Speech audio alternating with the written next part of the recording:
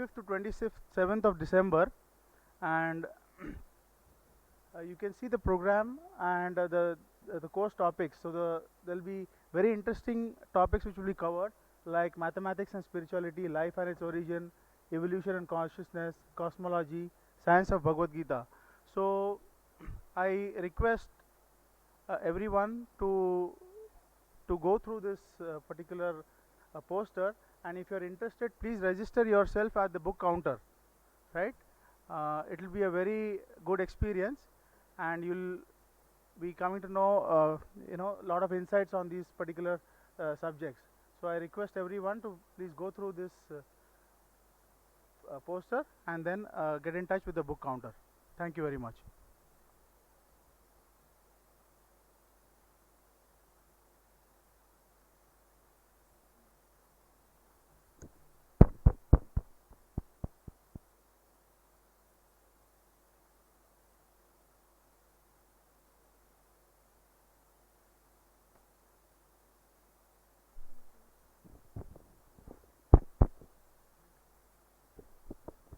Okay, so for the next session, I would like to invite Shri P. Prabhakar, Staff Engineer LSI, Research India Private Limited, Bangalore, Mr. Sameer Verlekar, Manager, Synopsis, Bangalore, and Mr. Mohan Kumar, Project Lead, Applied Materials, Bangalore.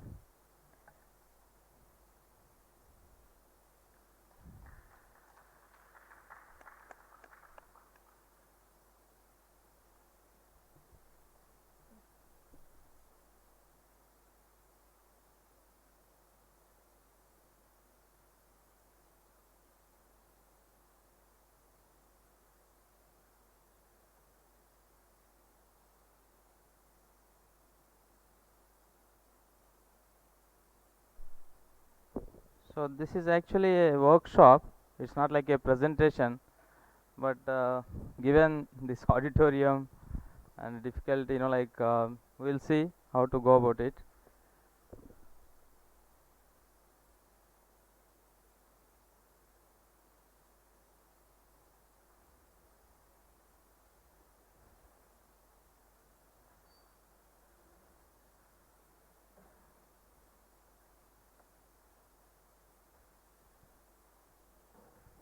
So since this is a workshop, so there will be some interaction. So I request everyone to occupy the front seats. You don't have to be scared of that. Just occupy the front seats. It will be an interesting workshop. As close as possible.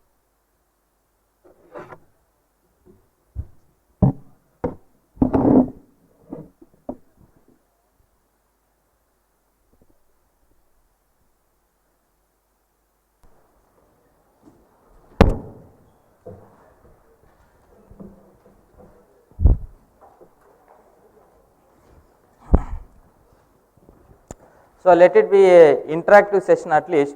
I don't think we have time to work on certain assignments and all today, because the workshop is given only 1.5 hours. Normally we take 2.5 hours like that for all these 3 sessions. So given the limitation of time, we may not have any worksheets, but at least let us be interactive, like in this discussion.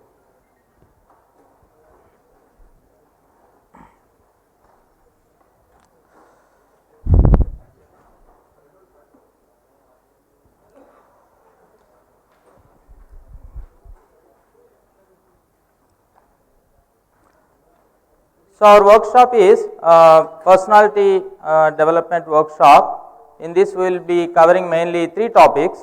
The first one is time management, and the second one is stress management, and third one is anger management.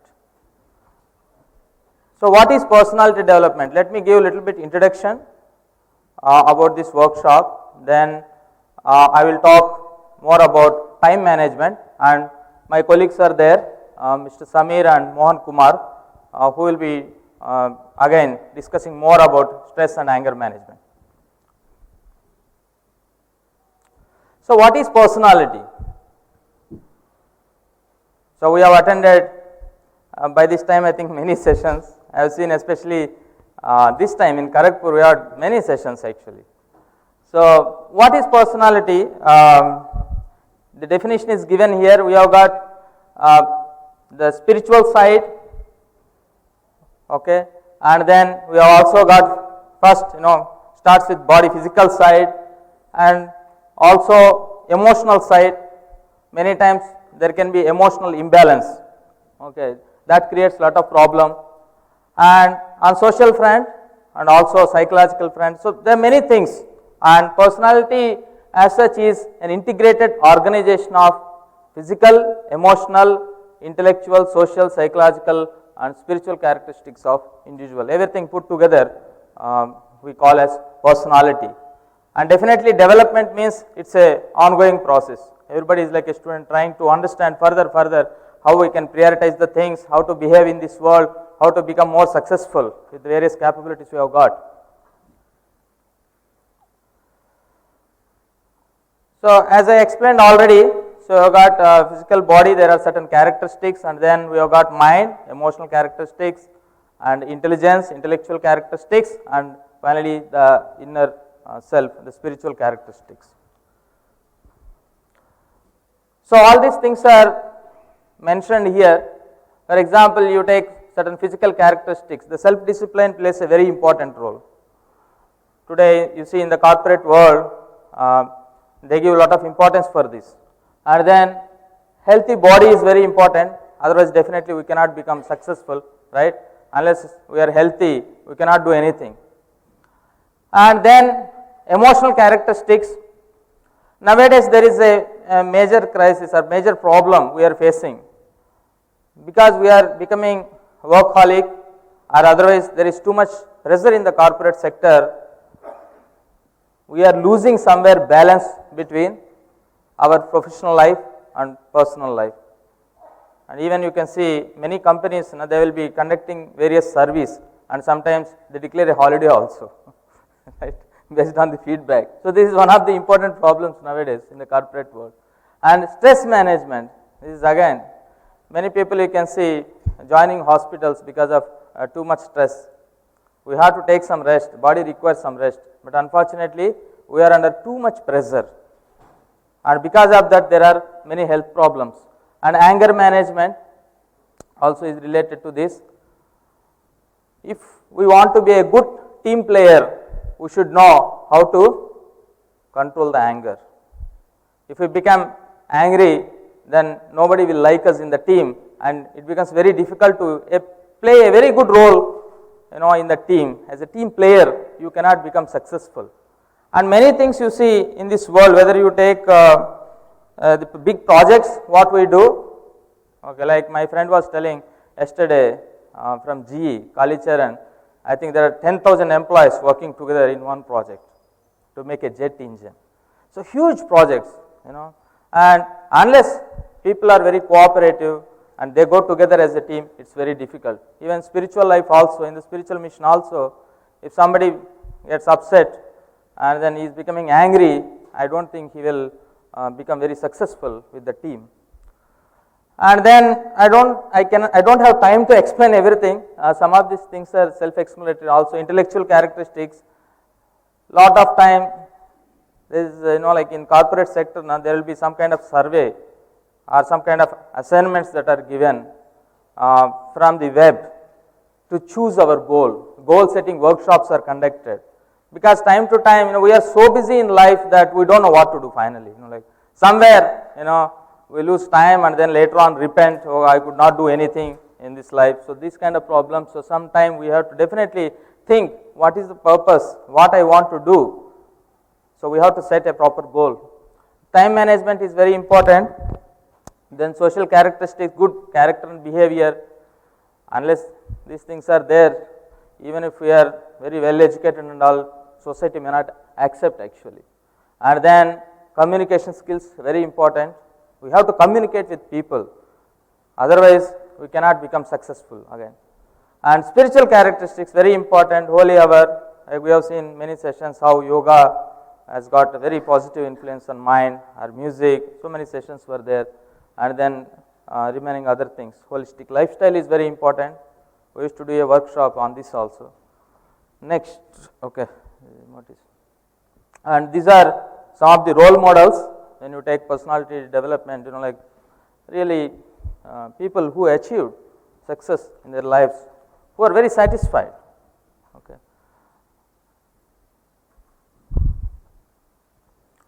So now I will come to time management workshop specifically. So time management, if you see, we have to understand what exactly is time management and how to manage practically day to day activities, everything on priority basis. So that's what we will try to understand in this workshop. And time is our most precious resource.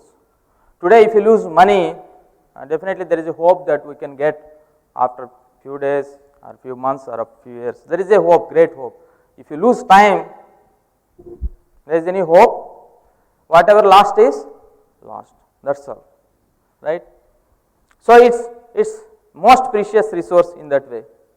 And everybody is equally blessed with 24 hours per day. We cannot say no, he is a poor person, rich person. No complaints actually when it comes to time. In all other things there is some kind of complaint, right? So everybody is equally blessed, whether poor or rich. And why time management is necessary? What is depicted in this picture? Can anybody tell? Let it be little interactive.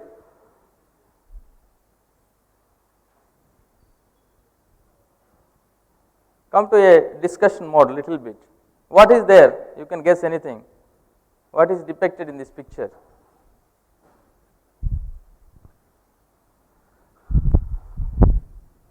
Yeah. Maybe you can stand and a few people, you may not require mic also.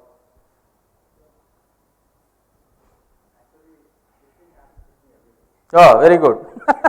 So you are a role model for this.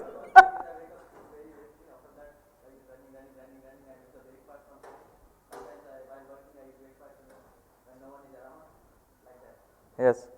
So what is this actually? Yeah, tell. Yes. We are always running with time. Who is driving home? That is very important, right? We have to understand sometimes. So time is always driving us, right? With clock everything happens. Whether you are hungry or not, you take meals, because lunch break some particular time is given. Many things happen in life like this because time is driving us. So, and what is this depicted? Always very busy. Time is not there, time is not there. Always this is a complaint. And this leads to unclear objectives. We don't know actually why we get into such situation. This is what we have to introspect many times. This is one of the major factors, and many people you can see they are very disorganized. They can do many things actually, including me, of course. Okay. By seeing their cubicle itself, you can see how much they are disorganized. Their life, really you can do in a very systematic way, and you can become successful. But mind gives so many thoughts, and you cannot focus on anything, for a long time. That is unfortunately the situation today. Restlessness, that is there. In fact, you cannot see a TV channel also more than some time. You can see remote, fighting for remote, right? TV remote, why that is happening? There is a problem. You cannot see even TV channel. Son, daughter, they want different channels. Okay. You cannot, yeah?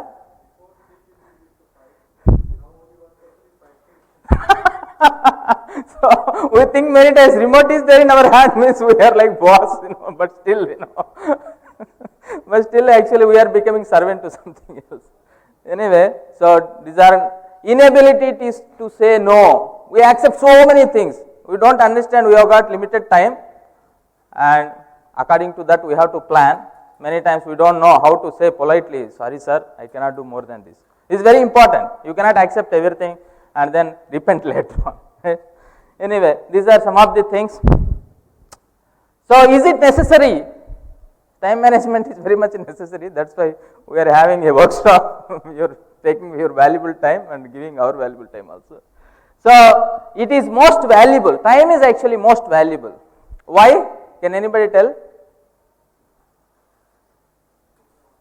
I already told something. Because it cannot be regained. Any other person?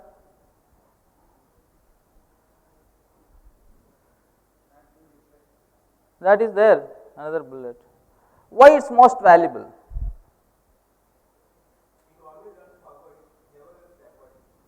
Okay, that is maybe one of the characteristics. Please, more. It's limited, so it becomes very precious, right? Very good, I appreciate. Any other answers?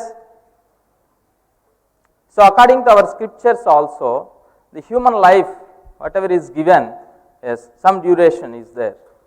And unless we utilize properly, Durlabha Manava Janma it is called in our Vedic literature, that is very difficult to attain human life, and whatever time is given to us, okay, we have to use it very nicely, okay, right. So, otherwise it creates problem, means we will not achieve anything. Irreplaceable, as my friends told already, like just like live video. I think this is also on YouTube. If you lose some pictures, you cannot again retransmit those pictures. You got it what I am saying? Irreplaceable. Because if you are retransmitting some pictures, now what is happening? You lose that. Right. So, you cannot replace whatever is happened, that is all. And it can only be managed, but not be preserved actually. Nobody can preserve. You got it? So, these are some of the things. And a major complaint is too much to do and too little time. So, we say I need more time, I want to enjoy my life more, I am always running around, I never have time for myself and for my family. This is not life, I am stressed out, right? And I have no balance between my personal life and work. So, the message is, if we can take care of the minutes, the hours will take care of themselves.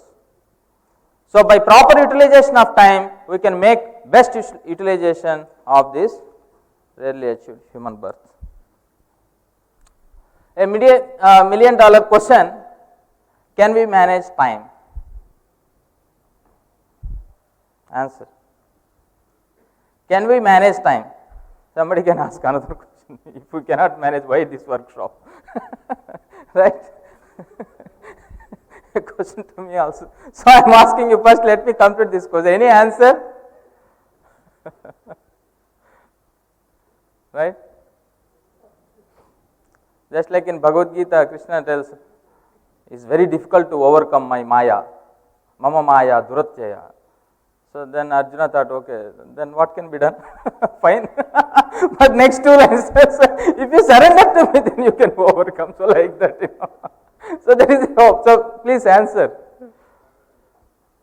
Can we manage time or not? Say at least yes or no. Yes. How many yes? Okay. Remaining no or nothing. No, yes, no. Okay, whatever it may be. So, actually, this is very important message. It is not the time which needs to be managed. It is ourselves, given time, because we don't have control over time. That is the problem. So, given time, how we manage ourselves, that is actually time management. It is also, according to Bhagavad Gita, Kala Kalayatam Aham. Among subduers, I am time. This is what Krishna is saying. So, time is very powerful. Actually, it has got great influence on everybody's life. Now, time, if you see, three things: past, present, and future. Right? So, what we do most of the time, you see, we will be thinking about past in the present. Right? Many times fighting happen in the house, right? And then what our mother and father will be talking. Oh, you have done 1 year back like this, or I have done something, like about the past. Most of the time, even in our own lives also. Many times it happens, right? We try to think about past and repent now. So, what we are doing is, we are not in that way managing the present also. We are always thinking about past and losing whatever is given to us, what is there in the plate. That also we are not able to eat properly. That is the problem. So, past cannot be managed or changed. So, whatever happened is happened. If you have got a lesson, yes. Now, let us take care of that. This can be managed, means we can manage ourselves to the given time in the present now. And then future, it cannot be managed, but it can be shaped. Right? Agree? Very important. So, time management is the art, or more precisely science of planning for future and acting on present. This is very, very important. Okay? So, do not lose time and think about the things which happened in the past and now repent and lose whatever is given now also at present. Right? So, now this is very important. So, we are slowly entering into the workshop. There are 4 quadrants here. This is how we can manage time. So, if you have got a notebook, you can note down. Okay. So, there are 4 quadrants, right? Here the horizontal axis, if you see, you can see not urgent, and this is urgent. And then y axis you have important and not important. So, all the activities whatever we are doing, everything can be put together into these 4 quadrants, which are divided by these horizontal vertical lines. So, the first quadrant, let me explain. This is the quadrant, it is called quadrant of quality. Things that are not urgent but important, that comes under this quadrant. Got it? Then the second quadrant, it is called quadrant of action, both urgent and important. These things anyway we act immediately, because they are both urgent and important, we have to do it. That is why here it is said do it, that is all, there is no other option. And then we have got third quadrant, not important but urgent. Now we have to deal with this quadrant very carefully, because this is quadrant of deception. This is where we lose lot of time. So we have to identify those things in our life which fall into this quadrant, and that is the workshop. Right? So I will ask some people where we are getting deceived after this chart. Next, this is quadrant of waste, not urgent and not important, but we still do so many things every day also, which is falling into these quadrants. So if we can learn, like how, if you get an idea about what are the things that are falling into these 4 quadrants, then there is a technique to manage, and we will definitely discuss about that technique. So can you think just maybe 1 minute like that, what can fall into these quadrants, because time is very limited, otherwise you have to help me. Okay, I will ask somebody, can somebody tell me, like what are the things in quadrant of quality? You want to say something? Tell at least few activities which will fall into first quadrant. Anybody? Which are important but not urgent. We will start with otherwise second quadrant. This is easy. Important and urgent. Can you tell?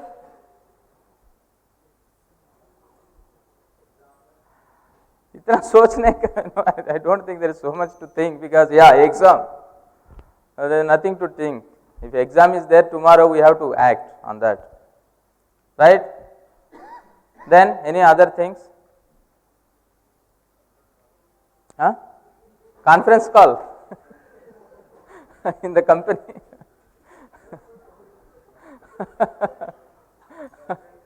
Girlfriend call. So that's very important and urgent also, right? Otherwise next time, anyway. So it depends on person to person, or maybe majority feel like that. It's possible. So anyway, any other things? Accident, any crisis, pressing problems, so many things. Car breakdown, so many things like that. Just we have to do it. Now come to the first quadrant. Can you tell some things?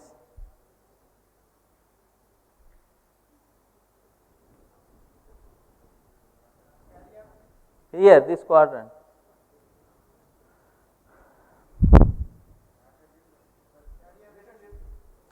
Relationship building, excellent.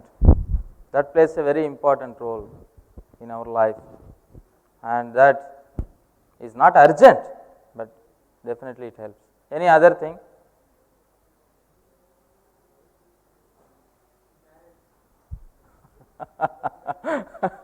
It depends on the age, I think.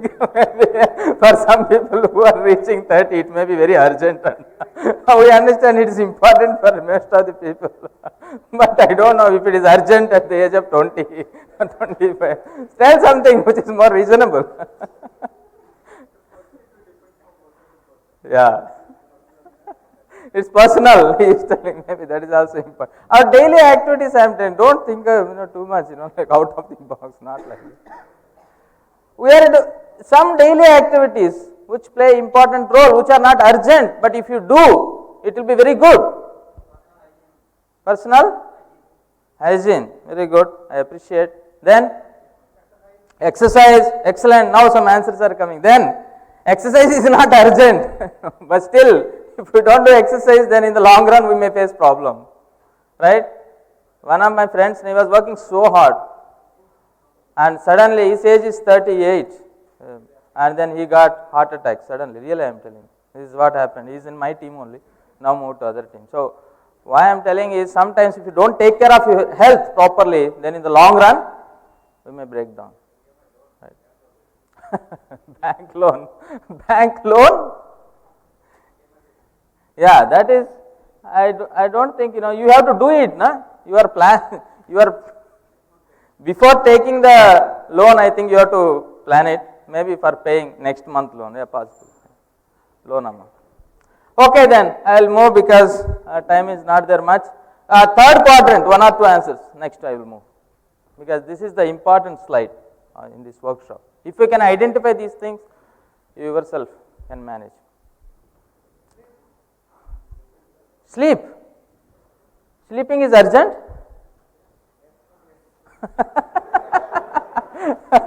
Thank you for your answer. So, I am telling urgent and not important. Third quadrant, I told. Yeah? Yes. Fighting between friends. So some unimportant phone calls. Phone rings and we feel that is very important. Immediately we have to attend. We feel like that, right? But after taking the phone call, it may be customer care. Very good. And then many people don't say, okay, thank you, and no, not like that. They prolong the discussion. We understand it's not important, but still, you know the reason why you prolong, right? So, the fourth quadrant, not urgent and not important. Gossips. Wow, this is not important. Activities. Watching? Watching TV serial. I don't know if everybody agree to that, but still, yes. Huh? That you come here, you also will be on YouTube after going your home then. Then wife will tell whether it is important, urgent, or she will. Then good management technique she will teach. Anyway, so there are many things actually, a lot of gossips or Google chat, morning, you sit in front of laptop and chat, so many unwanted things. So in this way, there are many things, these are some of the things I listed down. It varies from person to person, as my friend told, it's very important. So the recommendation is, please take this chart and you fill it yourself, the daily activities. So some of these things, we know meditation play lot of importance, or yoga play a lot of importance, or prayers, and we know planning is very important in life, but still we ignore this quadrant. Do you agree with me or not? Most of the time, we don't have time to follow these things, at least I see in my life, right? But we are very busy here. And though these things are not that important, because we are spending time here and here, we cannot do these things any point of time. And after 45, 50, then you realize you have not done anything in the life, what you wanted, okay, so you missed somewhere. So these things are important. Quadrant of action anyway will immediately act on that. this is again very important quadrant to understand. Chat messages, endless phone calls, they deceive us, other people's small problems. Yes, definitely, it's important to listen to others' problems and all. But we have to see where to stop also. We cannot continue for very long time. Small problems, bigger problems, yes, we are there to help and all. This many times happens in the company, in spiritual life also, anywhere, whether a scientist or spiritualist. People come with small petty problems actually. And then peer pressure always there, because people, they want to give their work also to us. Right? So nobody want to properly work, they want to somehow give it to others. So like this peer pressure is also there, means people come with so many things and all, and then waste some unimportant emails, useless phone calls, too much TV, like my friend told, excessive computer games, right? Now there are many games which you can play from your network also. You may be located somewhere else, but still you can manage. So many youngsters, they are spending a lot of time on this, because now high speed internet facilities are there, and this is very important. What is this? What is this? Varti, what does it mean? So in big cities you have to see whether you want to purchase or not, you will go to a very big mall and spend the whole day. That has become a kind of weekend activity, a important activity, but we are losing a lot of time, right? So one important thing is about the first quadrant. This is from the founding director of this institute. He told, in addition to our hard work, we need the mercy of Lord also for our success, and the blessings of the teachers also for receiving the good luck. So we may be a great hard worker, but still, definitely the prayers, meditation, all these things also help us to achieve success. And this is another important thing by Abraham Lincoln. If I had 6 hours to chop down a tree, I will spend, the first 4 hours sharpening the axe. That's what he tells. So that means, what does it mean?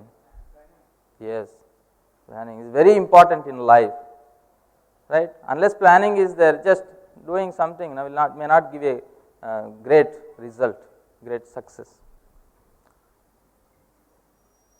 So this is shown in a demonstration. If you consider time as a pot, that means all the 4 quadrants, 24 hours you consider as a pot, and then we have got water. What is quadrant 4? Quadrant of waste. We have seen, right? Please remember these quadrants, what we have seen. It's quadrant of waste we call, right? 4th quadrant, this one. Now you consider that as water. Then quadrant 3, quadrant of deception as sand, and quadrant 2, do it, small stones, and then quadrant 1, big stones. If you suppose, this is a demonstration, if you consider like that, how to fill the pot? You have got this 4 ingredients. How do you fill the pot? Can anybody tell? What is the best way? First, if you put water and then sand, then what happens? Yeah? No place for big stones. You will see here, right? This is the demonstration. So that means if you are giving or spending more time on quadrant 3 and 4, finally we will end up not having any time for quadrant 1, and this is what happens most of the time in our life. It's a big problem nowadays. So the best ways to fill the pot is first put big stones and then small, then sand and water. It will nicely accommodate, everything will be accommodated in the pot. So effective time management lies in identifying the big rocks. It's not enough to be busy. The question is, what are you busy about? This is very, very important. Everybody is busy in this world, but what are you busy about? That is a very important question. So we are coming to end. This is one of the last slides. Also we have to keep a note, okay, on how much time we are spending on these daily activities. This is also very important in time management. We may think, what happens if I sleep 1 more hour extra, 2 hours extra, what is the big deal? but if you calculate in the lifespan, it comes to so many years actually. So, whatever activities you are doing, you see how you are doing. For example, here how much time you are spending on sleep, daily routines. If you consider like this, the pie chart, you yourself can fill and see most of the time almost in sleeping now we are spending 20, considering lifespan as 65 years for an individual, just okay, for calculation purpose. 8 hours means almost approximately 22 years gone in sleeping. So 1 hour extra, if you spend 1 hour extra, it comes to maybe half year or 1 year. So it's long run, like you have to see how much time we are wasting. And daily routines, almost 2.5 years gone in daily routines. On a bigger scale, if you see, sometimes we realize importance of these things, right? So we may think, every day I am spending this much time, what is the big deal? And meals, almost 5.5 years is gone. Commuting, 5.5 years is gone. And work, 16 years, miscellaneous. So while people say I am working very hard. So how many years really working? It may not be so good. Anyway, finally, everything together 65 years. So effective time management, this is my concluding slide. Maintain a very strict sleeping schedule, otherwise next day you will not be in a position to work properly. And get up early in the morning, good thoughts, always very important. Begin the day with good thoughts, okay. Calmness of mind and revitalizing yourself by prayers, meditation, reading, whatever you like, that's very important. If you start the day nicely with good thoughts, the whole day you can be very successful in your work. Otherwise, if you disturb yourself with some unwanted things, negative things, what happened in the past and all, if you start thinking in the morning itself, then the whole day is gone. Okay, so this is a very important point. Make a note. Many people, many great people, they do these things because there are so many assignments. So based on priority, such that you don't forget some important thing. It's very important. Do not worry on problems which cannot be handled. Many times we will be worrying about many things, but if it cannot be handled by me, what can be done? Okay, so don't spend much time on this. Learn to say no. Okay, this is also important. And avoid, what is this? Procrastination means postponing the things. This is very important, right? Whatever you can do, do it. Don't postpone it, then you will be postponing all the time. And before going to bed, relax by either listening to a soothing music or good thoughts or prayers. As I told you, if you can get a sound sleep next day, definitely you will be very fresh and you can be more successful in your work. So thank you very much. So this is a chart for you. So if you can follow good time management, everything will be very positive. Otherwise things go in negative direction and we will definitely suffer. Now I request other speakers to come and present. So thank you very much.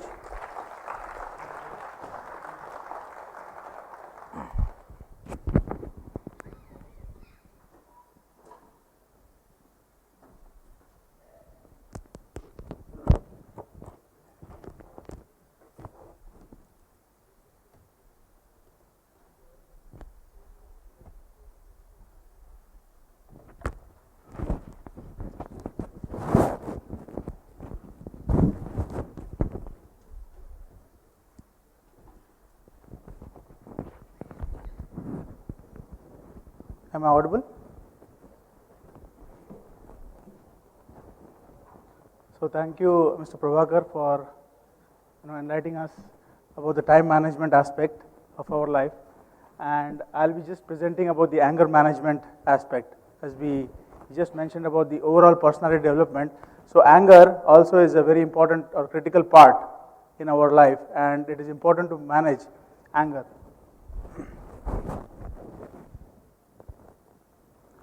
So I think we have little less time today, so we can have a little bit interactive session. Let us keep it a little bit informal, not very formal that I speak and then because I want some inputs from your side, because this is a very interesting topic. How many of you become angry? Only few.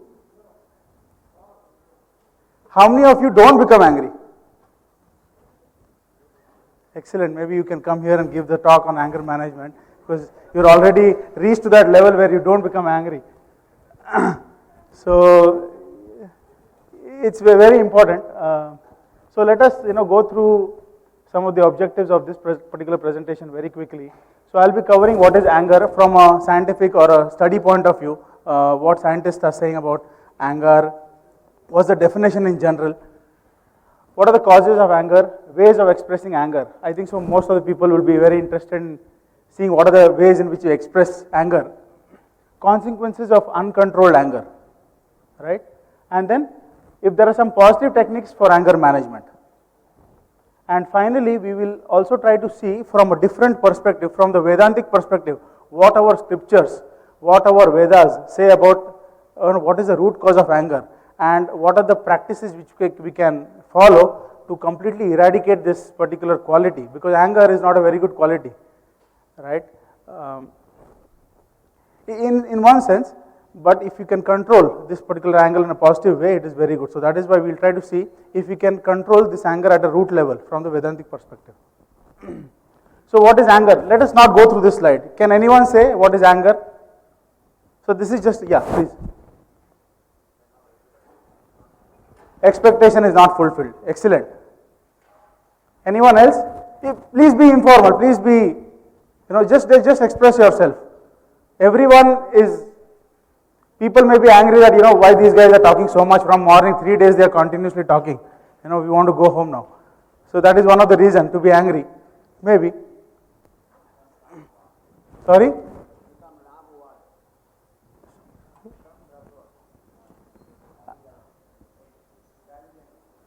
Gali dena. Yeah, that is one of the, actions after you become angry. So, okay, let us go through these, definitions, maybe just one or two definitions. It's a strong feeling of annoyance, displeasure or hostility. It's an emotion or response of a strong feeling we have when we identify a threat to ourselves. Or if someone says when we, when we want to do something, if these things are not getting fulfilled, then we become angry. So, these are some of the causes of anger. Someone attacking your self-esteem through some type of verbal or physical abuse. So this everyone will agree, right? If I, as you said, if I start, giving some bad word, something, definitely other people is going to get angry. Something preventing you from reaching a desired goal. This is also very important. It's not necessary that, there is some fight or something which needs to happen to become angry. If I am studying very hard, but I am not able to achieve my desired goal, or if I am studying very hard to, achieve this particular score in my subject, but I am not able to get it, so I become angry. This is one of the causes of anger. Someone violating your basic moral principles, fairness, honesty, responsibility. I'll just give you a simple example. I am standing in a queue from last 2 hours. Someone just comes in and then gets into the queue, before me. So definitely, it is hurting my, some of the principles like fairness, honesty, responsibility. I mean, why that guy came in and then, he got into the queue before me. This will make me angry. And when you feel helpless. Do you agree this? When you feel helpless, also sometimes you can get angry. So this is called the iceberg theory. In scientific terms, we can say, everyone knows what is an iceberg. So iceberg, you can see in the sea. If you see the iceberg, only some part is visible above the sea level. Most of the part, the major portion is below the sea, which you cannot see. Only some part is visible. So here you can see there are so many emotions which are there, like, you are feeling disappointed, hurt, cheated, embarrassed, feared, rejected, so many things. These are primary feelings which are not actually seen. But what comes out of this? So that's the secondary feeling, which is the anger. Everything, sab kuch mila ke, finally comes out as anger. Right? So this is what, this is some of the causes. So some common ways of expressing anger. I would like to ask some of you, how do you express your anger? Yeah, this is one of the way. You bang the other person. Sorry? Slap. No, sorry, I'm not able to hear. Yeah. Slang words, bad words. Yeah, so that is one way. Any other way? This is very mild. Someone was got into this mode, fighting mode directly. Breaking the phone, your own phone for the other person's phone. Okay, yeah, so let's go. So there are, in scientific studies, very general, see this is not a very hard and fast thing, right? These people, some of the scientists, they have done some experiments, some observations are there, and they have come up with these types of expressions of anger. So commonly it is expressed in three ways, and there's a fourth way we will try to see, which is the assertive or the positive way of anger management. So this is, first is open aggression. Use physical or verbal force to get rid of the threat to the other person. Has anyone used this till now? Directly. Open aggression. Raise hands.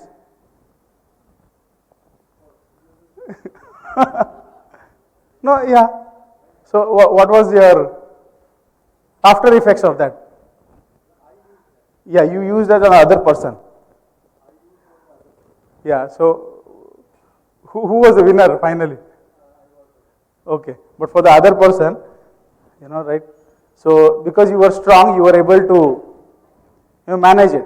But what happens if the other person is somehow is more stronger than you? If you're trying to use open aggression, it might come back on you, right? So this particular way of expressing anger is not very suitable way. Second one is suppressed anger. Ignore the angry feelings and hope that they will go away at some later point of time. So this is, you have a lot of feelings of anger, but you're trying to suppress them, thinking that some of these feelings or this situation may not occur in the future or something like that. But it may not be the case. But you are not expressing it at all. Feel uncomfortable in expressing anger and don't want other people to know or notice when you are angry. Does anyone have this style? Yeah, you could please raise. So when you have suppressed anger and when you are suppressing your anger, it is not that you see, first of all, you are not expressing the anger in whatever way, but then the angry feelings are not gone away at that point of time. You are just suppressing it, but it's not gone, right? So these kind of people, they can develop some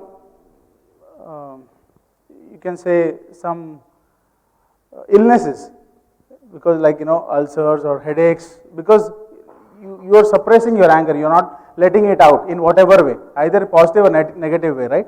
So this also is not a recommended way. Third one is passive aggressive. So this is like, you don't want in front of you, I'll say, oh, you did very nicely, but then peeth piche chura marna. So in that way. So you're not directly confronting. People with this style of anger management choose to show their anger in indirect ways instead of confronting the problem head on. So I can, like, I stomp my foot or I bang the door. I don't directly tell you that I'm angry, but I do some indirect ways to show that I'm angry. But even this particular type of anger expression, it kind of comes back to you in a negative way. So these are three types of anger styles. So we will try to see the fourth style, that is called the assertive anger management style. So before that, we'll just go through this consequences of uncontrolled anger. So everyone agrees with this. If your anger is not controlled, there will be very bad consequences like social isolation, withdrawal, depression, destroyed relationships. This is very, very common nowadays, right? Parents fight, and then it creates a lot of trauma, a lot of depression on the child itself. Increased job stress affects our career. So many consequences of uncontrolled anger. And this may actually lead to short-term and long-term health problems like ulcers, headaches, so many indigestion, so many other problems in our physical body. And it may also lead to some long-term health issues like cancer also. So I'm not going to show all these videos because we have very less time. So anger management, managing anger is something that is entirely within our power if you are willing to make the necessary lifestyle changes. Sometimes, most of the time, it all happens because we are trained in such a way, or we have certain habits that make us angry naturally. But it is easier, or if you practice with some lifestyle changes, then it is possible to control the anger. It doesn't matter how old you are or how long anger has been part of your life. It's never too late to manage your anger, right? Everyone agrees to this? So now we will see the fourth way of anger management, that is assertive anger management. So how to deal with a situation that makes you angry? What are the changes that should I adopt to stay cool? And how to control the anger at a root level? So with these three main topics, I'll just try to spend some time on these three topics now, because these are important, and how do we assertively manage our anger. So first thing is how to deal with situations that make you angry. So this is one way where you can note it down. So this is like a formula. It's not a hard and fast rule, but this is like a method, you can say. This method is called ACTS, ACTS. So when you are coming, or when you feel that you are coming in that anger mode or angry situation, first thing is, so these are some of the tips and tricks. First thing is, first of all, you need to be aware that you are becoming angry, right? So the first thing is to be aware of the anger signals. Normally we have these anger signals. Sometimes our face becomes red, or we try to bite our lips, our eyes become red, so many things. Sometimes we shiver. So these are some of the initial signs where we can detect that we are getting into that angry mode, right? So the first important step is to identify that we are becoming angry. Second step is control your response. Just think for a moment before reacting, before responding. Just think that what is the best possible thing for you to do at this moment, this point of time, right? Just by the spur of the moment, if you try to do something, it might cause negative effects, right?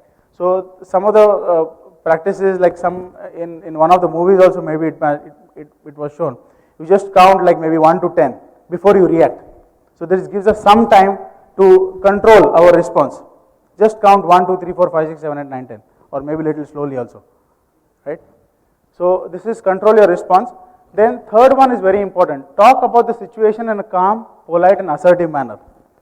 So here what the technique is, we are actually expressing ourselves. We are expressing that we are angry, but in a calm, polite and assertive manner.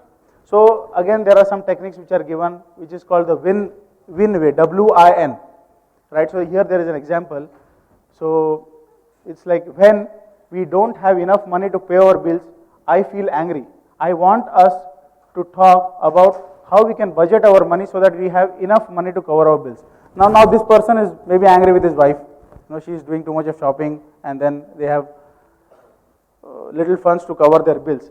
So if he talks to her in a nice and a polite way, he tells her that, okay, so this is what is the situation, I am feeling angry about it, and I want us to talk, sit together and talk, so that we can budget our expenses in a planned way. So in this way, what you are doing is, we are communicating your expression of anger to the other person, but in a nice and polite way. You don't directly confront, right? And then the fourth one is S, is solve the problem through a mutually agreeable plan of action. So if this is possible, then you try to solve the problem in a both mutually understandable manner, so that it is a win-win situation for both of us. So this is one way. Now some people will say that what to do when a solution is not possible at all, right? Some things are not under your control. So you can change your perception about the event and choose to drop your anger, because you are not in control of that. You cannot do anything about that situation. Better to come out from that particular position and then try to choose, drop your anger at that point, or get some professional help in counseling, or withdraw or leave the situation if the situation is completely out of control, and if it is threat for your life also, then you choose better to leave from that situation. So these are some of the advantages of assertive problem solving or positive problem solving. So we deal with problem situation in an assertive manner, express anger in a polite and honest ways. You confront other people without attacking them personally, and you be in a non-defensive while talking about the differences. Resolve problems in a mutually acceptable ways. Do not carry grudges or bitterness. This is very important. Once you have expressed yourself, it is not necessary that you carry grudges, because in a mutually understandable way you are trying to solve this problem. Promotes good personal health and strong relationships. So I am just trying to go a little fast now. So there are many scientific studies which have demonstrated that if you change a little bit of your lifestyle, of your health habits, your exercising, or some of your lifestyle patterns, then it helps to control your anger in a much better fashion. So we'll just try to see what are those. First is this SAFE method, SAFE. So these are the physiological changes which you need to adopt. You can just go through this. First is sufficient sleep or rest. If I am not able to sleep properly, if I don't have sufficient rest, next day I am very restless, right? I don't know what I am speaking, or normally I am a little bit unstable, and then that is the time I can get angry and then do some things which are not right for yourself. Avoid substances. This is very important. Substances like alcohol, drugs, cigarette smoking, all these things are not at all good. So you should be very careful that you avoid these things, because when you suppose consume some alcoholic drinks, most of the time you are not in control of yourself. You don't know what you are doing, right? And then your reactions, whatever you do, you don't know what you have done at that point of time, and then finally maybe you repent after that. The food that we consume, you have to have very nutritious food, right? And if you do some daily exercises, yoga practices, all these things constitute a good lifestyle. So especially this food habits, right? To have this nutritious food is very, very important. Fruits, vegetables. Usually the studies have shown that people who eat non-vegetarian food, right, they are more prone to have more anger, right? So this non-vegetarian food, or in the food in the mode of ignorance, whatever you take, that is having a very huge impact on our anger styles. So we saw about the physical changes, then mental and behavioral changes. So you accept some responsibilities. So this is awake way. So this was a workshop, right? So this is what you can just note it down, take some tips, and then you try to follow in your life as much as possible. So these are some of the keywords you can use. So accept responsibilities, willing to be humorous. Willingness to be humorous is also a very important aspect. When you are in a situation which tends to make you angry, sometimes this feeling of humor acts like a soothing balm. It is very, very important, right? So this is very important. Avoid irrational thoughts. Don't think negatively. What is going to happen? ऐसा हुआ तो क्या होगा, ये होगा. Kindness and politeness. So these are some of the qualities which you need to develop. So these are forgiveness, kindness, politeness, all these things. And then empathize. So these are some of the qualities which the studies have shown that if you are able to incorporate these in your lifestyle, then you can manage your anger in a little bit better fashion. So now let us come to a little different perspective. How do you control the anger at root level? So all these things we have studied, I have spoken all these things, but do you think that with all these physical changes, physiological changes, mental changes, are you able to completely control the anger? Suppose if I follow these steps, can I control the anger? It's very difficult, right? So this is not like a rule book that okay, if you follow this you are able to control. So it depends on the personality, it depends on your background, all these things are there.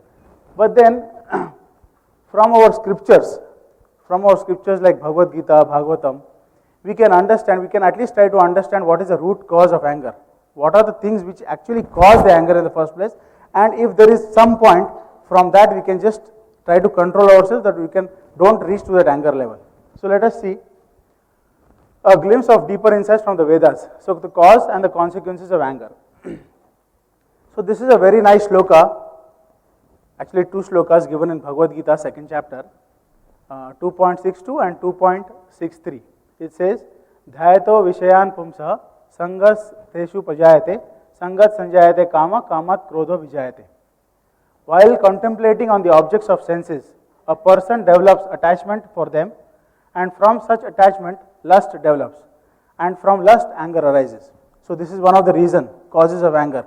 It gives from lust, anger arises, right? And what are the causes of lust? Also, it has given. Krodhat bhavati sammoha, sammohat smriti vibrahava, smriti bhramshat buddhi nasho, buddhi nashat pranashati. From anger, complete delusion arises, and from delusion, bewilderment of memory. When memory is bewildered, intelligence is lost, and when intelligence is lost, one falls down again into the material pool. So this is a very strong point, right? If you are able to control your lust, anger at that particular point itself, you are saved from all these other things. Complete delusion, then bewilderment of memory and all this. So this is nicely explained in this particular flow, you can say. So it says contemplating on the objects of senses. We all know, right? We have these sense objects: sound, touch, form, taste, smell. We all want to eat nice rasgulla, see good forms, or listen to good music, eat good food. Everything is there. But then, when we want when we are desiring something, we try to contemplate. We think on those in those lines, and from when we try to contemplate, and we try to think about it for too much time, then we develop attachment to it. And when this attachment, it is transformed into this lust. When the lust, if it is unfulfilled, then the anger arises. So this is the cause of anger. If the lust is unfulfilled, then anger arises, and when there is anger, then there is complete delusion, then bewilderment of memory, and then intelligence is lost. And when you have no intelligence, everyone knows what can happen, right? So it is very important to see at this point that how we can control this anger at this particular point of attachment itself. So if we are able to understand that, okay, now I am getting into this mode where I am getting too much attached to this particular sense object, then if at that point if I can curb or withdraw my senses from that point itself, then I will not reach to the next stage, isn't it? And that is where our Vedanta says that you can control the lust and anger. So wisdom from Vedic scriptures about anger management. So these are some of the other things which our scriptures say. Eating sattvic diet, food in the mode of goodness. So you can just go through this slide. I am not going to go in detail, but this is very important. What kind of food we eat also has a very immense effect on our behavior and in terms of anger. So grains, legumes, vegetables, fresh dried fruits, nuts, seeds, so all these spices. So these are some of the things which are given, and especially in the Vedanta philosophy, it is prescribed that whatever things you can prepare nicely, you can offer it to the Lord and then partake it as prasadam. That is the best food you can have, which will improve even your consciousness levels. So you can also follow some of the spiritual practices like prayers and meditation. So this is one of the very important slides, you can say. So this is a research from an American and Dutch scientist, right, Brad Bushman. So he shows how praying can help ease anger, low aggression, lessen the impact of provocation. So this is one of the study. What he mentioned is, he found that the prayer can really help people cope with their anger, probably by helping them change how they view the events that angered them and helping them take it less personally. So this is a complete change in your view, right? If you are a little bit spiritual person, if you have practices like prayers, meditation, if you try to develop some qualities like compassion, forgiveness, all these things, then you completely change your perspective of anger. So I just mentioned this. Build qualities like humility, compassion, forgiveness, gratitude, regular reading of holy scriptures and applications in daily life, and good association. If you associate with good people, saintly people, like-minded people, then it is very less likely that you become angry. So in conclusion, these are just 4 things which I have. it's not bad to have feelings of anger. It is completely all right. Some people think that it is a bad thing that I'm becoming angry. But it's not bad to have anger. Only thing is it can be controlled. Managing anger is very important in life. Assertive problem solving is one of the ways of anger management. So this is a positive way to in anger management. And anger can be eliminated at the very root level by spiritual practices. So as just discussed, right? So thank you very much.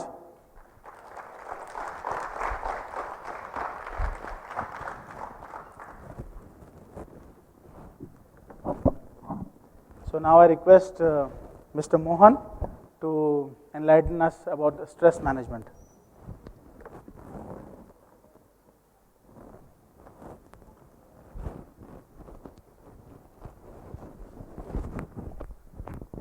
You can take this.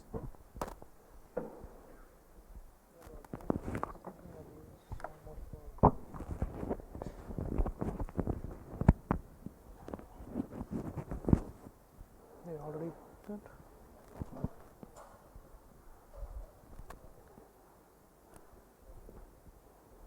I just wanted to play the.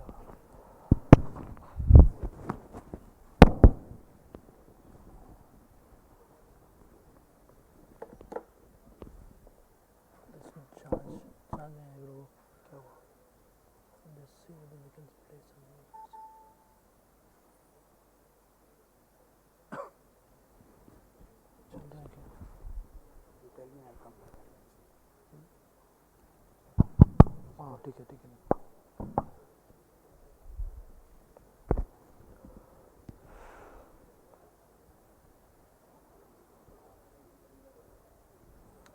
So, good evening one and all. Welcome you for this session of stress management. So, before starting, I just wanted to put a question on you guys. How many of you felt stressed?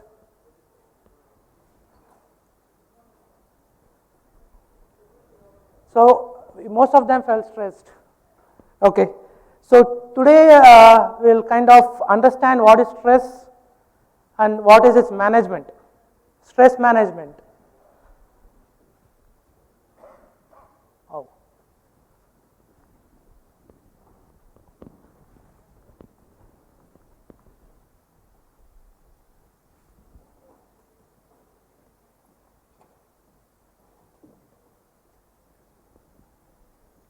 This one, bro. Which one? This front end. Okay.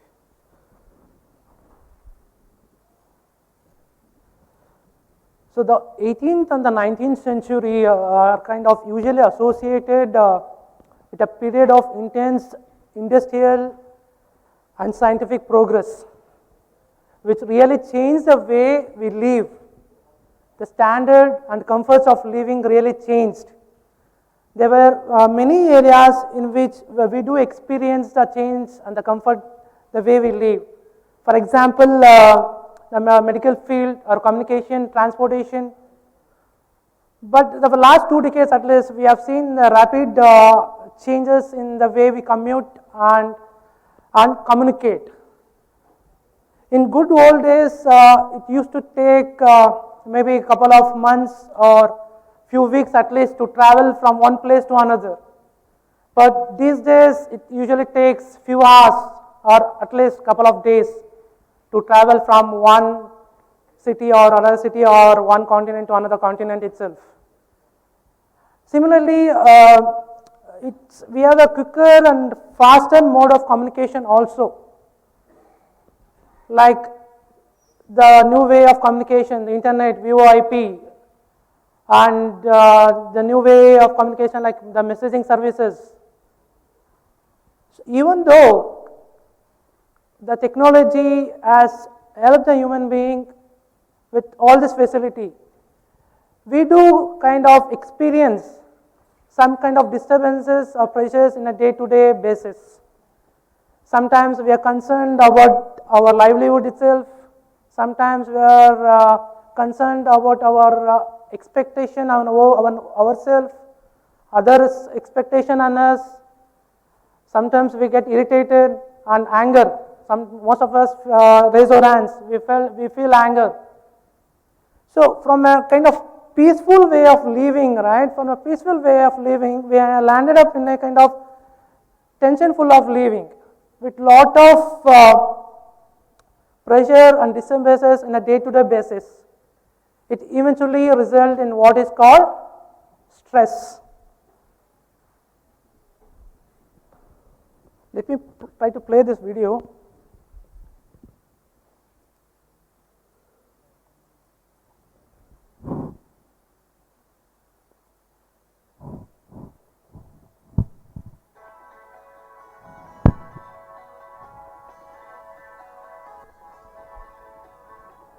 So this was a few of the technologies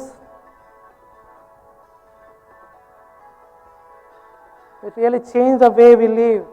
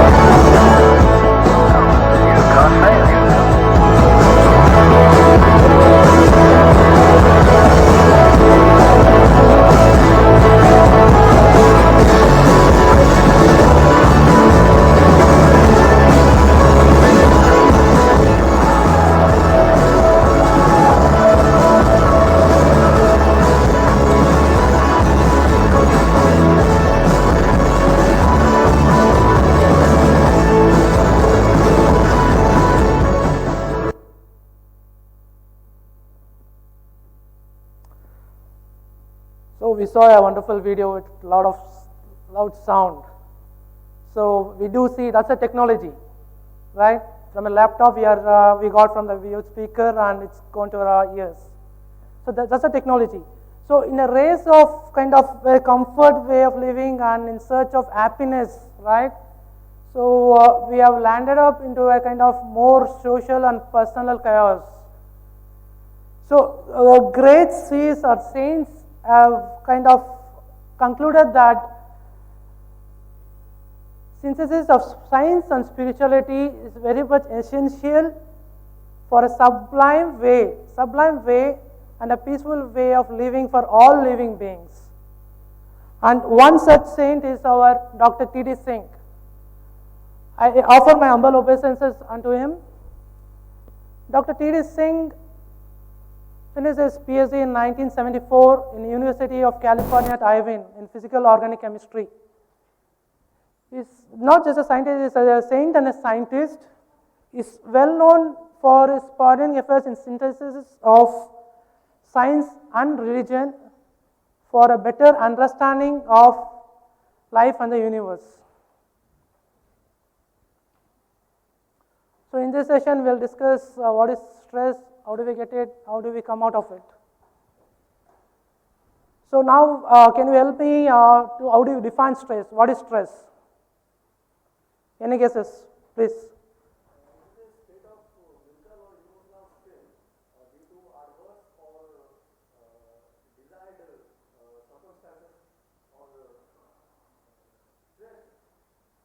Yes, thanks, exactly. Any other guesses? Yeah.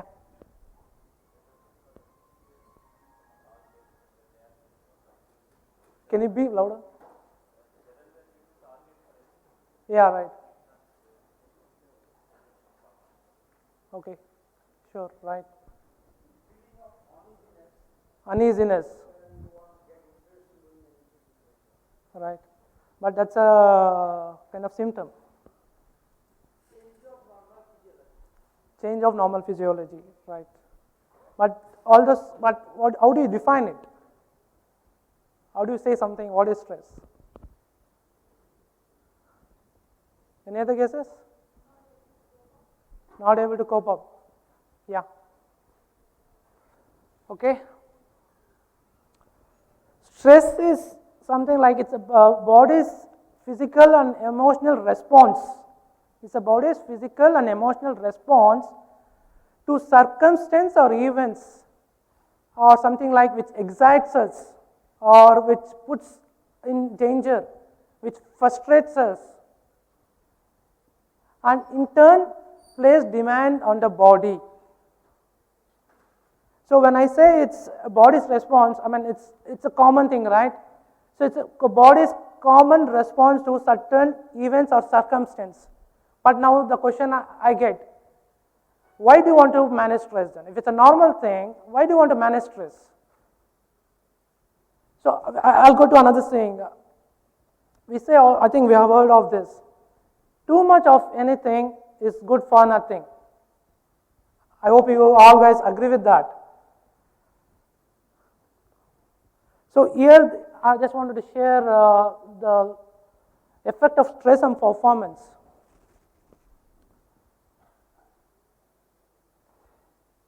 See, Robert Elks and John Dillingham Dodson came up with this. It says that the performance of an individual on any task varies with a predictable parabolic curve. Predictable parabolic curve until a certain point. Beyond that point, the performance decreases. Okay? So, the graph is between the performance and stress. So, but here it states that he uses a word something like arousal, which is inner motivating tension, and which can be treated also as stress. But the initial kind of experiment was done on rats in a maze. So there was one right part and wrong part gave some kind of electric shock. So with increase of voltage, the rats kind of was learning, the learning increased, but beyond certain voltage, it started freezing, it started slowing down, and it even forgot which is the right and the wrong path. So here I just listed out few of the physical effects of stress. It's usually linked with all this: cancer, diabetics, breakdown in the immune system, alcohol and substance abuse, cardiovascular diseases, and this is another important point: 75 to 90% of all doctor visits are stress-related elements and disorders.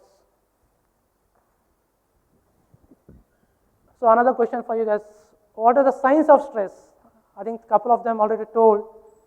More guesses? What are the signs of stress? Uneasiness. Sorry? Sleeplessness. Morose. Any other guesses? Anger. Depression. Sorry? Frustration. Agitation. Okay. Irritation.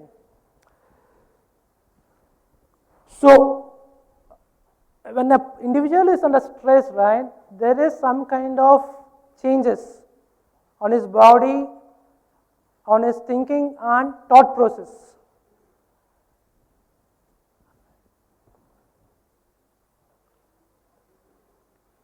So, first I'll just go over this. So, it affects on the 4 different levels. First on the body level, the mind level, emotion level and the behavior level. It affects the human being on all 4 different levels. If you come to the body level, the usually seen effect, the headaches, emotions, irritability, apprehension, depression, and the mind level, negativity, most commonly seen, impaired judgment, and the behavior, sleeplessness, restlessness, alcohol consumption, smoking. So another question to you guys again. What do you think is the cause of stress?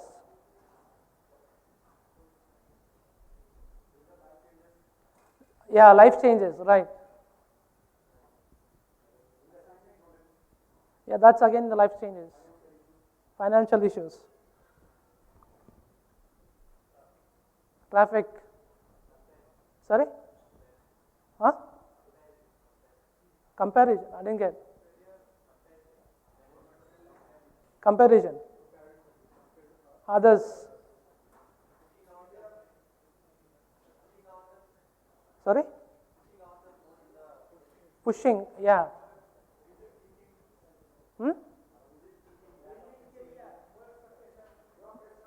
Job pressure. So you have listed many things right now. Okay. So here I list few of them, the categories. Commonly seen things. Living situation, relationship issues, environment, traffic jams, financial and family, work, health and illness, and school or education, school, college or education.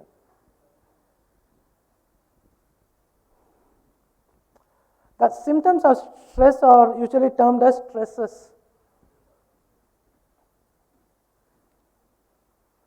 Okay, so these are the few unhealthy ways that we usually tend to cope up with, like overeating or undereating, withdrawing from friends, family and activities, sleeping too much,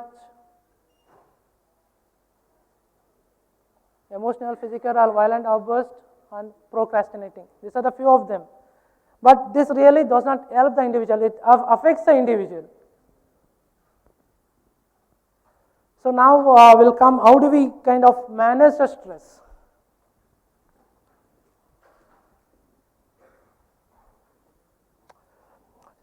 The stress, I mean, we do experience some level of stress in most of the places, whether it's at home or it's at college or school or whether it's at work. So managing stress has become an essential part of our life. So managing stress is nothing but taking charge or taking control of your emotions or about your thought process and the way you deal with a problem. So this TARP method, right, TARP, is one of the most efficient way to deal with stress and to overcome the side effect of stress. T is tune in, A is analyze, R is respond, P is prevent.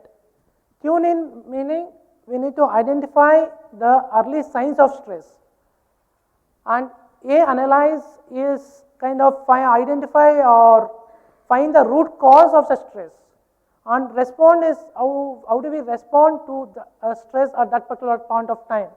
Prevent is kind of develop and kind of activities or habits with which you can manage the stress and tackle the stress. Tune in is one of the first and important step. Unless and until you identify the symptoms of stress, it's difficult to get rid of the side effects of stress or the effects of stress. Otherwise, if it goes unnotified, the effect of stress gets worsened as time goes on. So tune in is a very important step. For example, it's easy to forget or oversee a kind of headache or stomach upset, but whenever we come across some kind of situation of these things, you have to scan ourselves for the symptoms of stress. Maybe from the body level, for example, from the head, starting from the head, do you have a headache? Or is I'm breathing faster, rapid breathing, or rapid heartbeat, or I'm sweating. So these are a few things on the body level. And after the body level and the behavior level, I think we heard some of you guys told, sleeping too much or sleeping too less, watching too much of TV, or getting away from friends and family circle. These are some of them. And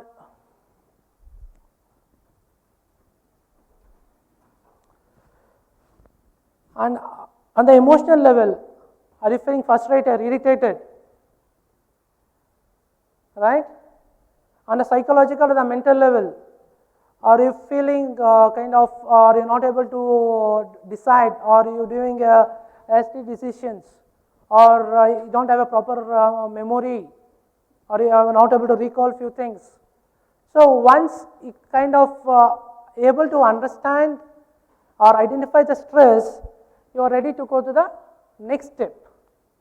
The next step is kind of finding out the root cause of the stress. So the stresses are of two kinds, external and internal. External environment, traffic jams, or it can be bright light, or a working condition, or a dim light. So external meaning which is coming outside of the body and which is affecting you and which is threatening you.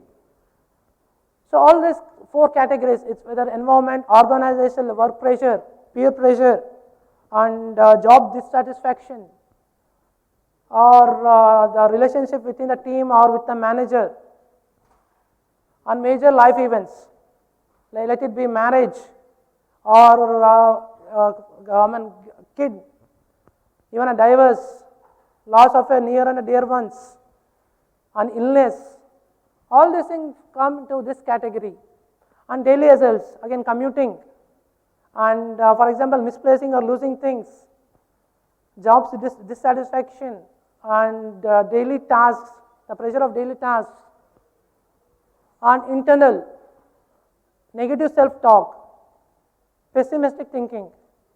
This is a quite often seen thing. Mind traps, like you are not able to accept the reality, or you are not kind of ready to face the situation.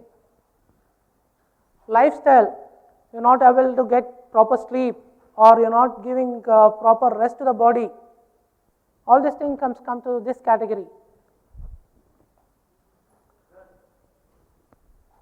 Let me complete, then we can take the questions. So respond. Respond is nothing but calming yourself, calming your mind. So here we are just discussing four of them: walk away, know the limits, say no, delegate. Walk away meaning walk away meaning we can, if there is a situation or a conversation which is creating some kind of disturbances, or you're not able to cope up with it, or you are feeling stressed out, it's better that we walk out that particular situation. Or you can have which is something which is positive, you can replace with positive thoughts. You can read something which gives some positive feelings. And know the limits, this is very important. You should know how much you can handle, whether it's a personal life or the professional life. You should know your limits. And main importantly, after knowing it, you have to stick with it. You can't take more in your hands than you can handle it. That's very important. In case, if there are more things, what you should say no. I think we did come across in the time management slides. So you need to learn to say no when you have to say no. That is very much important. Whether it's a personal life or it's a professional life, this is very important, saying no. But in case you are in a situation that you have to handle those kind of tasks or whatever it is, it's better always to delegate it. Have some person to authorize to take care of that particular task. But it's kind of, if knowing all these things, if you take all those things, you are sure to be stressed. Prevent. So prevention is kind of step where you need to kind of learn, kind of cultivate kind of habits, and see how do you manage day-to-day stress. Relaxation, regular exercise, and maintaining a disciplined life, eating right, avoid harmful substances. So relaxation. So relaxation is a way where you can calm down yourself and make sure that the effect of stress does not affect you. So whatever way you choose, the best is you can judge yourself what is the best way you can calm down yourself, whether it's hearing music or getting together with friends, family, or getting a long walk, reading something which is inspiring, etc. and etc. So it depends on the individual what's the best way that he can use to calm himself. And exercise. Exercise is one of the best way that you can use for stress proofing yourself. You can allocate some 15 to 30 minutes of your time to do daily exercises. It might be yoga or jogging or walking or aerobics or whatever you feel comfortable. But it's required to have some time, allocate some time to do the daily exercise activity. Eating. So again, I think we do until and unless your body supports it, it's difficult for you to withstand stress. So you need to know how do you deal with your body also. So you need to feed your body with 3 good meals a day, and in case, what I mean 3 good meals a day is with vegetables and lot of fruits and vegetables. And in case if you feel hungry between meals, it's better we take some kind of juice or something and avoid the junk foods. And avoid harmful substances. This is very kind of important thing. I think this is again repeated thing, but it tells how much important is this thing is about. How do we practice it? Because what happens is when a person is stressed out, it's usually a tendency of a human being to go for other things to get stressed out. And these things are easily available. Doing exercise is difficult. Getting up early in the morning is difficult. But these things are easily available. But this thing does not help you to get rid of stress. But other way around, if you see, you might feel that when you use these substances, you might feel stressed out. But the problem is, when the effect of this wears out, you feel the effect of it or this thing rebounds. The effect, what you were feeling effect earlier, it will be even more.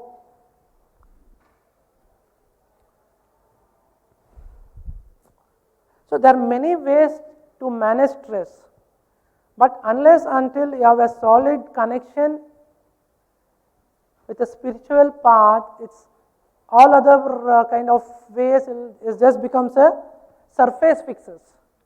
So there are many ways that we can manage in a spiritual way. When we talk about prayers, meditation, regular life, simple living, practice non-violence, humility, tolerance, and very grateful. But I'll just talk about 2 points. Prayers is an integral part of any religion. If you go to any religion, if you go to Islam or Sikh, Buddhism, Christianity, Hinduism, but prayers is an integral part of any religion.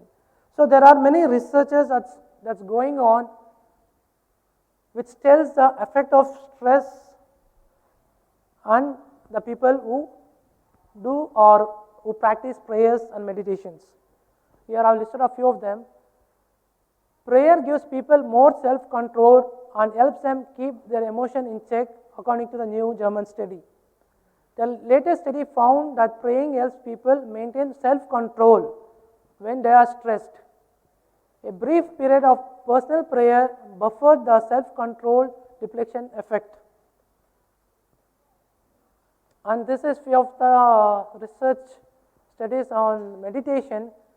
Much research has shown that during mantra meditation, body and mind typically enter a state of profound rest.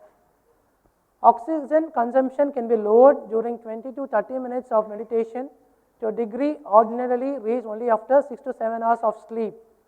Heart and respiration rates typically decrease during meditation.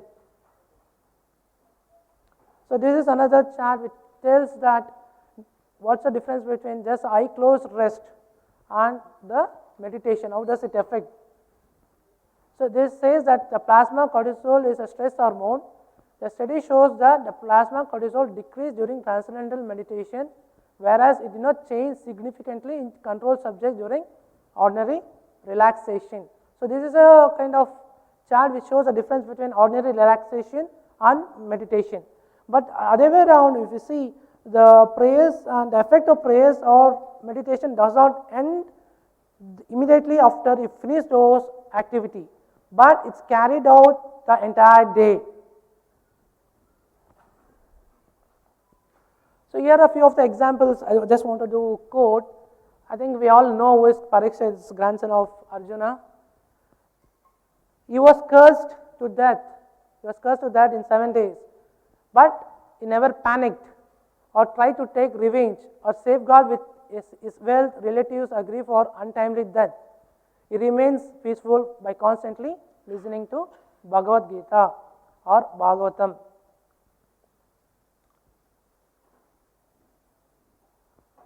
Examples from Vedic literature. King Prahlad, we all know about this. He was constantly tormented to death in various ways. He remained undisturbed, did not develop any kind of hatred towards anyone, and remained peaceful by remaining the Supreme Lord constantly. So with this, I just wanted to conclude. In this world, everyone is under stress. This is due to the negative influence of the prevailing atmosphere on our mind and as well as our lifestyle, right? So we need to change our lifestyle so that we are influenced in positive ways. How do we do it? This can be done by regulating our daily routines, interacting with people, inculcating positive, good attitude, nature, taking to spiritual activities, and most importantly, prayers. It is important to inculcate some of this from early childhood for betterment of future generations. An education system founded in the science spirituality paradigm would go a long way in solving one's day-to-day problems and finally leading one to the highest goal of life. With this, I conclude my sharing about stress and its management, stress management. Thank you very much. And I think this ends our 15th session of workshop, and this is my, I think this is the last talk of our 3 days long talk. And I hope you guys did get some kind of information that helps you to go ahead for a better way of life for yourself, for your family and friends also. And I think there are many takeaways. I think each and every individual has some takeaway and which can help you all guys. Thank you very much.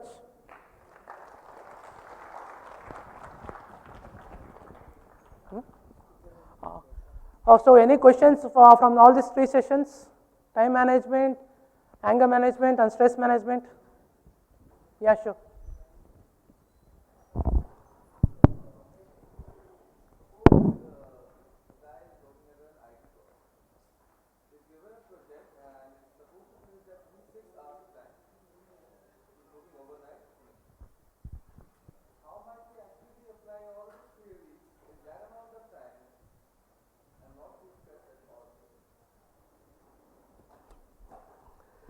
So in the first place, the manager knows that how much stress you are in, but he puts an additional kind of pressure, right? Yeah. There you have the rights, being being a normal human being, Yes. we have our limits. Yeah. So we have the right to tell the manager, these things can be done after this thing and this thing. Suppose you are stressed out and you want a break, you have the right to ask the break. But in case it's very urgent and it cannot be done, it's always easy to tell the manager it can't be done, because if you do under stress, it will have some kind of other side effects. For example, there will be a lot of other bugs. It's better that you can transfer to some other team member. So in many environments or many places, a no can be very cruel, right? Sorry? A no, I'm putting that under quotes. A no can be very cruel, right? No. I say no. What I told is, that's a problem with the way there is a culture difference. The thing is, that's the reason I told when we have to say no, we have to say no. We have to cultivate that habit. Yes, I do agree with that. But the thing that you told about TARP, right? Right. If we do not use it, like we have a hell lot of time left. We do not have any time left. Suppose we do not have any time left with ourselves. We have to finish that project within 6 hours of time, and therefore we do not have any time to think.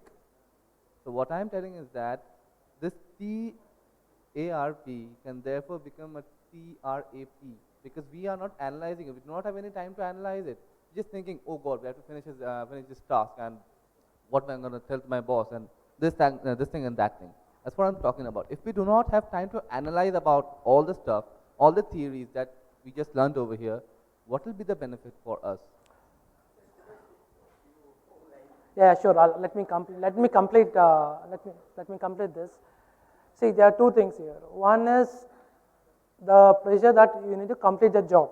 That is one part of it. Other part of it is whether you are stressed or not stressed. So if you are stressed, you need to analyze what kind of activity or thing you have to do. You have the right to take that decision, right? You agree with that? So you have some kind of time to decide what to do or what kind of course of action you need to take.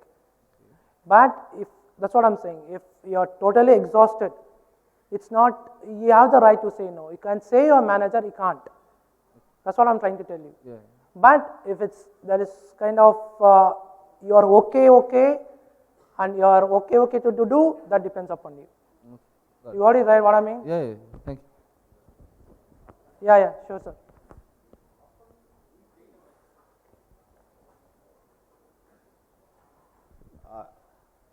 Suppose I feel that the work cannot be done during this time and it is put on us, it's heavy. So when we think like that, we have to think out of box. So I belong to a management college and I am a lecturer there. When we give a task to a student, always students complain that the work is heavier and sir is giving more pressure on. It's not like that. We have to break their old habits. So if a task requires 1 hour and the student takes 3 hours, so our purpose is to break their habit of doing the work in 3 hours. So our intentions there to see that he should be habituated in doing the work in 1 hour, because it's waste of time if you will be taking 3 hours to do the same task. So there the student has to think out of box, how I can do the same task with the stipulated time. There you have to, that what sir has told, that you depend on a unforeseen factor, like suppose you keep faith on God or like that, and don't feel that I am enough stressed to do the task. Don't feel like that, and depend on that, and after your performance is coming, you won't be rejected. Suppose somebody has achieved 90%, 70%, doesn't matter to us, but don't feel stressed, take it and perform show your performance level there. Right, sir, I agree with that, but the parabolic curve I showed you, right? So it depends upon what point of stress is managing. I understand whatever, agree with that, but it depends on the individual also. It's a subjective matter. But other way around, what I can say is, instead of working hard, work smart. That's more important. Thank you.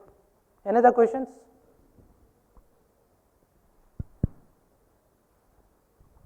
Sir, is it practically in practical day-to-day life, is it possible or to get victory over the time? That's a difficult question to answer. Victory all the time. So my question is for Prabhakar sir. Sorry, I could not get your question fully. It's not audible here, man. Sir, is it practical in day-to-day life, is it possible to get victory over the time? Victory over time. As I told you, time management is a subject which deals with how to manage yourself given 24 hours. So what do you mean by victory over time? When you say I am victorious? Sir, means to complete all the things in time, very punctual. Is it, sir, practically possible? Yes. If you practice, then you can reach perfection. Sir, so why Vidura in Mahabharata told that Kalo pachati bhutani, Kalo samharate praja, Yeah. Kala suptasya jagrate, Kalo hi durati kramam. That time cannot be surpassed. That means Kala matlab time. That means time. Time is everything, and time cannot be defeated. We can't get victory over the time. That's what I am saying. Like you can manage yourself given time. That's what I told first. Maybe you can mold yourself. By following certain practices, you can make best use of time. If you call that perfecting yourself to do everything properly in the human life, I can say that is a great success. But if you are talking victory means controlling the time, I also told you it's not possible. Because time is not under your control. Yes. Yes, Got it. Thank you. You should not be? I didn't understand. Yeah. So what is question? So, in our material world, is it possible practically? Yeah. If you can practice spirituality and develop the quality of compassion towards others, and if you can somehow compassionately forgive him, the forgiveness is other quality. Compassionately, if you can forgive, yes, you can come out of this. This is what not I am saying, it is from Bhagavatam, what Prahlad told. If you can be compassionate towards others, thinking they are also connected to God, they are part and parcel of God, if you can forgive them, then you also make great progress. You are giving opportunity for other person also to make progress in his journey instead of taking revenge. Anyway, the speaker is here if you want to add anything. So I also mentioned about some of the spiritual practices. So if you inculcate some of the spiritual practices, like reading the scriptures and understanding the higher picture or the bigger picture, then slowly by practice you can definitely develop these qualities. These are all spiritual qualities like compassion, forgiveness, kindness. So with this, yeah, definitely it is given in the scriptures that slowly all these anarthas, they are called as anarthas, unwanted things, can go away. But it requires dedication, sincerity and practice.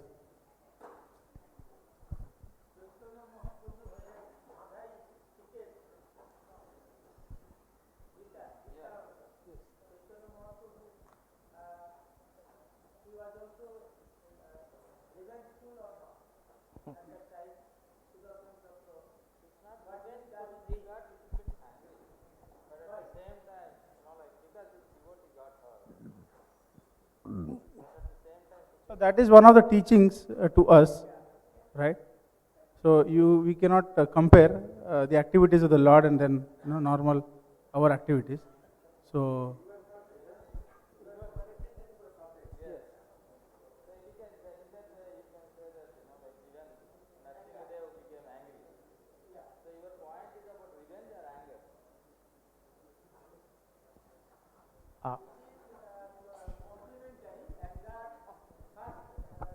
suppose if we have feelings like enviousness, jealousy, then we tend to be little revengeful, right? But if you don't have these feelings, then why you will feel the necessity to be angry or take revenge, isn't it?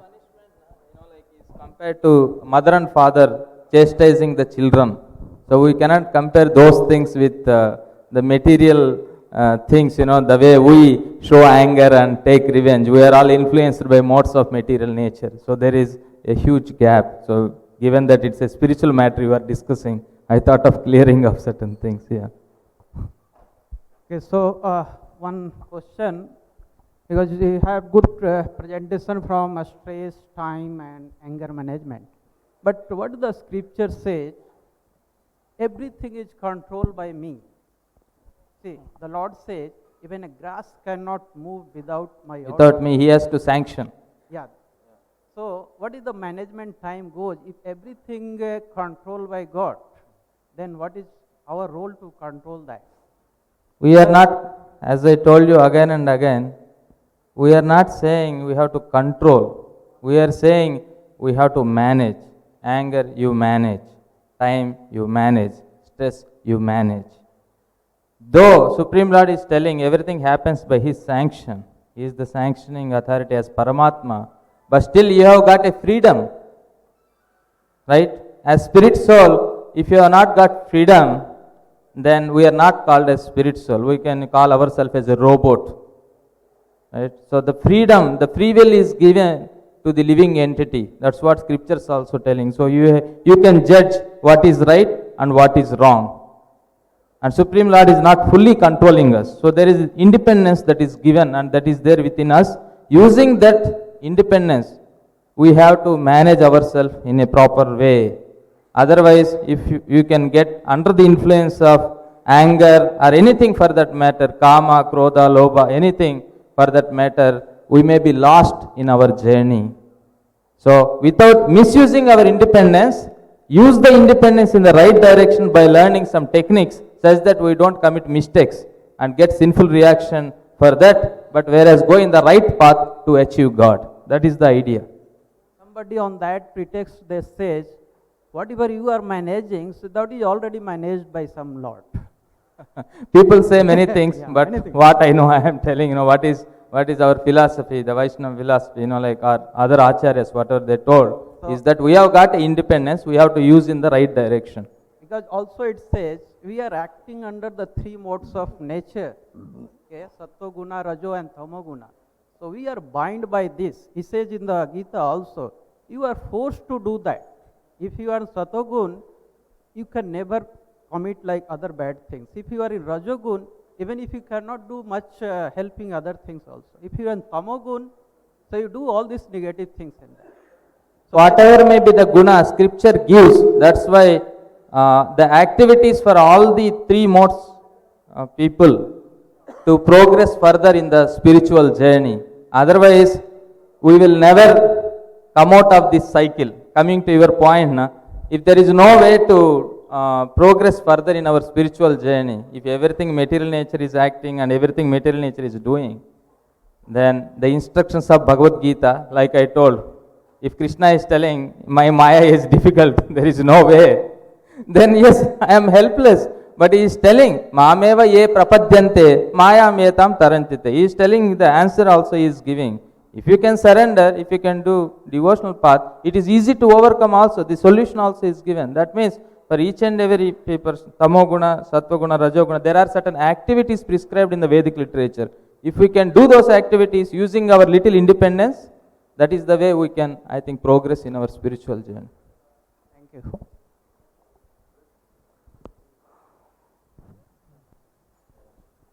There's one more question. Thank to all speakers and Professor Sudipta Ghosh. And I want to say that meditation is the main thing which can control the all things, anger, time management and stress management. As you say, Mahatma Gandhi, just he wants to get rid of sleep. He just at 3 p.m. he get rid of sleep. And I also know that Lord Krishna and Hanuman, he wants what he want to do. So I think that in spirituality, meditation is the main thing, and students should do that, because I have an experience that at the time of Naxal movement, I went to go to Guru, but my friends are arrested. This is my common experience. Thank you all.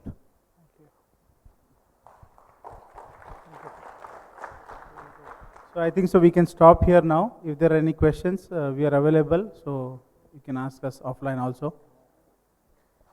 Thank you.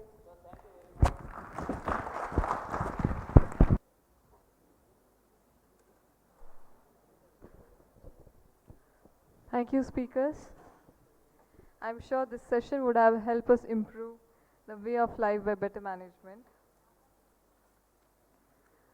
Now I request His Holiness Krishnamangal Swami to present the mementos to speakers.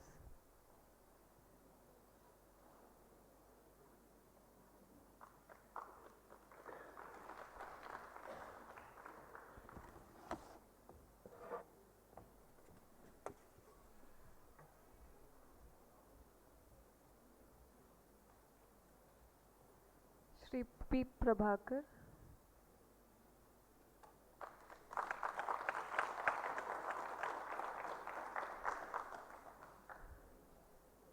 Sameer Varlekar,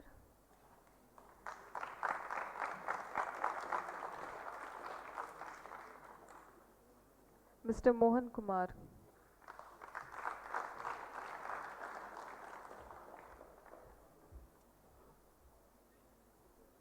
thank you Swamiji.